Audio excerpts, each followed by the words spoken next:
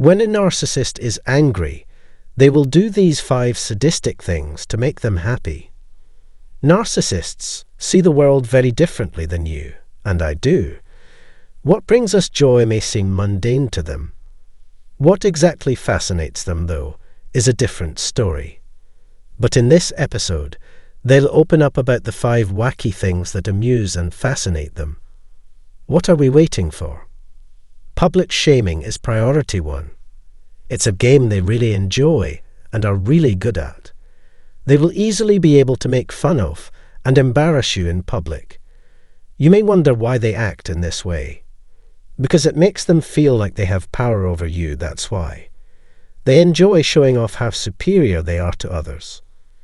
People who enjoy basking in their own inflated sense of self-importance are narcissists on a whole other level. That group included my dad. The more he could prove his superiority and authority in front of an audience, the more he enjoyed doing so.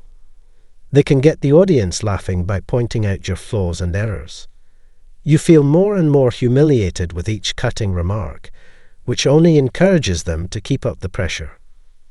The people attacking you could point out your flaws, criticize your appearance or the decisions you've made, or even try to discredit the ideas you've put out. They're too deaf to be caught because they laugh it off when challenged, making you look like a chump who can't take a joke. Yes, this is when internalized shame and self-doubt begin to take root. Second, engaging in malicious rumor-mongering.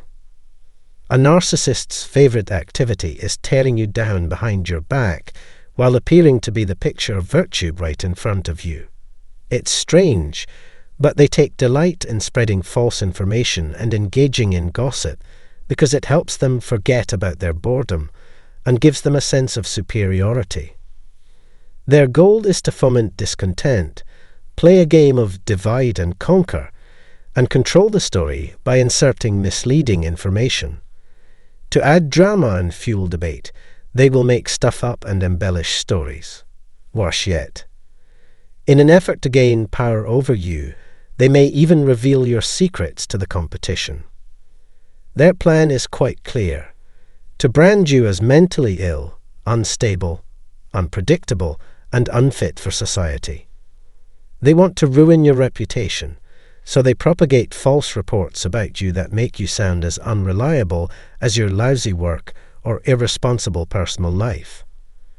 Not only that, though, they're crafty enough to leak private details about you without asking, to distort the truth to suit their narrative, and to have others blame you when it serves their ends. They're just enjoying the fruits of their dominance and doing nothing to stop it. It's a game of dominance, and they've mastered it. Their pride is limitless, but it comes at your expense, shattering your heart and smearing your good name in the process. Thirdly, you're being intentionally misled and made to feel vile. Nothing gives a narcissist more pleasure than putting you in a state of bewilderment while you remain in control. It gives them a buzz that makes them feel like gods, swollen with pride. You can only imagine the sense of accomplishment they get from being the master of this elaborate charade. They sow seeds of uncertainty in your mind, make contradictory claims that set off a chain reaction of negative feelings, and then leave you scrambling to make sense of it all. They take great pleasure in watching you crumble in front of their very eyes as your panicked expression and shoulders slump under the weight of doubt. They enjoy it when you start to doubt your own value and competence and criticize yourself as flawed because of it. Their denial of previous comments and undermining of their own words by their actions qualify as mind games. They'll tell you how important you are and shower you with compliments, then dismiss you in an instant. Because of the deliberate clouding of judgment and reality, you constantly second-guess your perceptions and conclusions. As a result, you begin to blame yourself for everything that has transpired and take on the role of the story's adversary. You become increasingly sensitive to their charm and manipulation as you fall into their trap, persuaded that you are the monster and everything is your fault. Is that it? The reason is obvious. They want to maintain power and control over you. Marking or cruelly taunting narcissists is the fourth type of abuse. Narcissists get a sick thrill out of making fun of your weaknesses, flaws, and insecurities. Not to mention, isn't it hilarious that they pretended to be sympathetic when talking about these issues? They let you have it right where it hurts the most because they enjoy seeing you suffer. They will not hold back in their criticism of your character, making snide remarks about your skills, mocking the things you choose to believe in, and making fun of your blunders. You can never rest easy for more than a nanosecond since their torment never seems to stop. And the damage they do goes far beyond cosmetics. They keep prodding you till your nerves bleed, toying with your feelings the whole while. Their MO is to strike where it hurts, relentlessly chipping away at your sense of self-worth until you begin to doubt your very existence and wonder if you truly belong anywhere.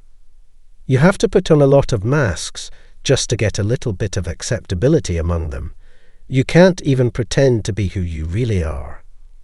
When they tease you, you eventually blow your lid, and it's hilarious to watch. They will pick at you, adding gasoline to the fire, until you finally implode, at which point they will set you on fire. They start treating you like the bad guy by labeling you insane for reacting. They have mastered the art of manipulation and are quite good at this game of control. You can't avoid them any longer unless you take back control of your life from them.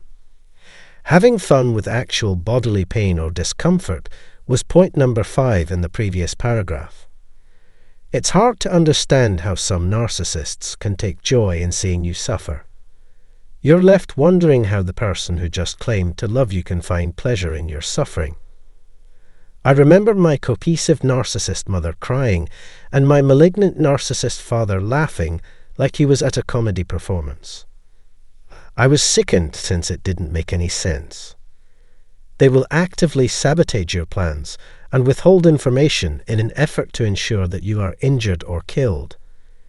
They do this because they take pleasure in seeing you suffer as a result of their meddling. They laugh off setbacks, relishing their role as ruthless puppet masters. Narcissists are heartless individuals who care nothing for your happiness and may even laugh at your suffering. This kind of conduct satisfies their thirst for power and inflated sense of self-importance. They view your suffering as an opportunity for advantage. They are the very definition of cruelty, finding amusement even in the most heinous of situations. You may find yourself confused and at a loss for words. It defies logic that a person that evil could ever exist. This incident should act as an alarm, warning you of the narcissists among you. Enough is enough. Start the mending process enough.